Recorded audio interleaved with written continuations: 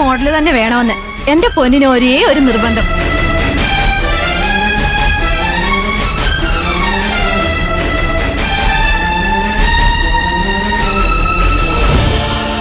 മോളെ, വൈകുന്നേരം ഞാൻ നേരത്തെ എത്തിക്കോളാം. Okay aunty.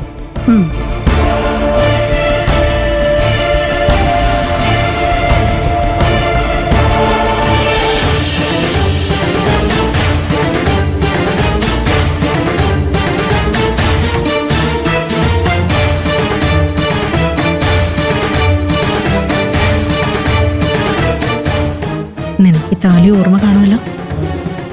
അന്ന് എന്റെ കഴുത്തിൽ ഇത് വീണില്ല, അതിന് നീ ഉണ്ടായില്ല. നാളെ ഈ താലി വീഴും. കെട്ടുന്നത് മറ്റൊരു കൈയാണെന്ന് മാത്രം. എന്നിട്ട് ഞാൻ ഇവിടെ വന്ന് കേറും,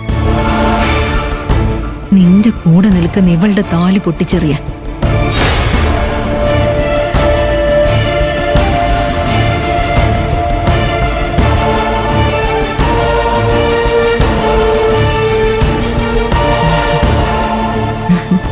അങ്കിളെ, നാട്ടുനടപ്പല്ലെങ്കിലും ഞാൻ തീരുമാനിച്ചതാ. എന്റെ ഒരു കൊതിയാണെന്ന് കൂട്ടിക്കോ. ഇപ്പോഴും ഞാൻ ക്ഷണിക്കാം മണ്ഡപത്തിലേക്ക്. മാഷ മാത്രമല്ല, എല്ലാരെയും, നിങ്ങളെല്ലാരെയും എനിക്ക് വേണം.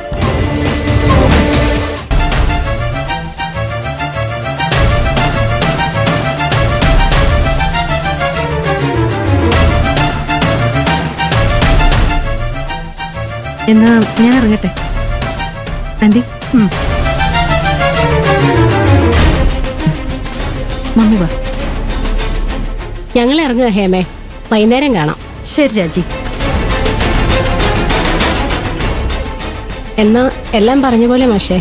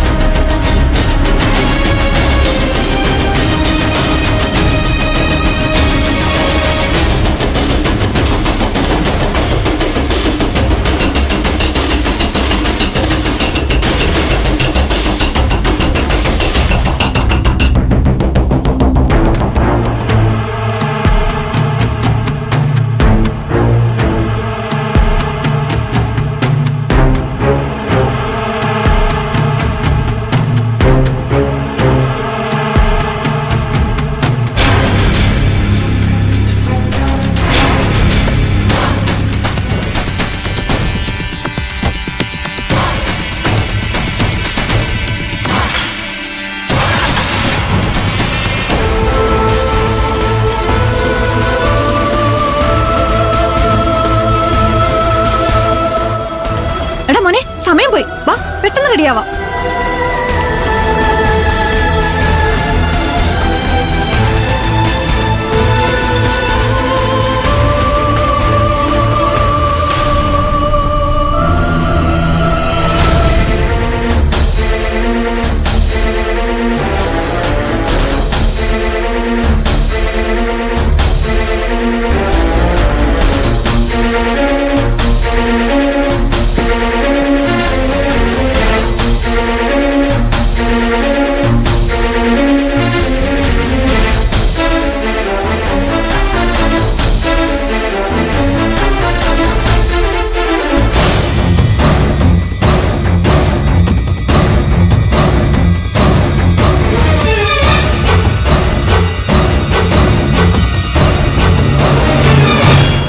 മോള് വലിയ ആലോചനയിലാണല്ലോ. ഓരോന്ന് ആലോചിച്ചിട്ട് പേടി തോന്നുക. മോളെന്തിനാ പേടിക്കുന്നേ?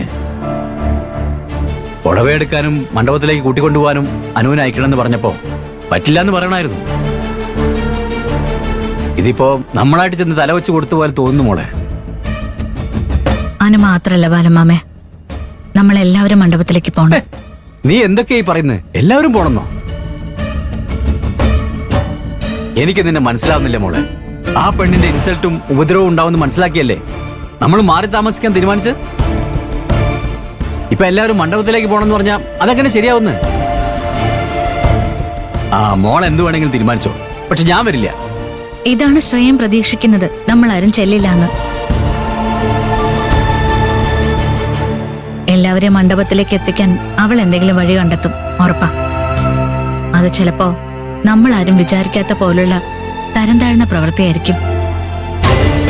അങ്ങനെ അവളെ ചിന്തിപ്പിക്കാതെ എല്ലാവരും മണ്ഡപത്തിലേക്ക് എത്തിയ കുഴപ്പമില്ലല്ലോ. പിന്നെ എന്തിനാ മോളെ നമ്മൾ ഇത്രയും നാൾ ഈ കല്യാണം മുടക്കാൻ നോക്കിയത്? അവളോടുള്ള വാശി നിന്റെ മനസ്സിലും വേണം മോളെ.